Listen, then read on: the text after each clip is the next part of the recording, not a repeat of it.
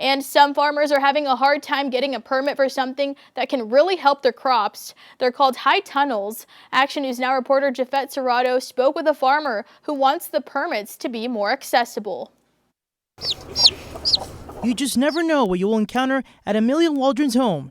It could be chickens, pigs, these sprouting vegetables. We do a lot of lettuce, and then for summer we do tomatoes, peppers. She then sells those things at the Chico Farmers Market on Wednesdays off Pillsbury Road. Most of it's grown from this structure called a high tunnel. They're similar in greenhouses that they both use plastic, but you generally would have plants in pots in a greenhouse, and in a high tunnel, they're going to be grown directly in the ground. Waldron says high tunnels can increase humidity inside and push away any pests.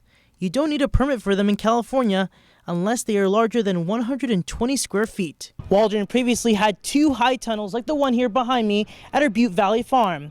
The problem was that they were both more than 120 square feet in size, and the county told her to take them both down. We built them and put all of our crops in them last spring, and after about 2 months we were reported by the neighbors for having unpermitted greenhouses. Her neighbors thought she was growing weed. We ended up losing most of our spring crops right before we were supposed to go to farmers market, so that was kind of a big hit for us. To help that, the county wants to get rid of high tunnel building permits, which can sometimes cost almost $800, not to mention paying an engineer. So that could be several $1,000s. We really looked at these structures as something that is a very low hazard to occupants in the surrounding community based on the lightweight. It would be a prefabricated tunnel that would not require an engineer because it wouldn't have any electrical wiring.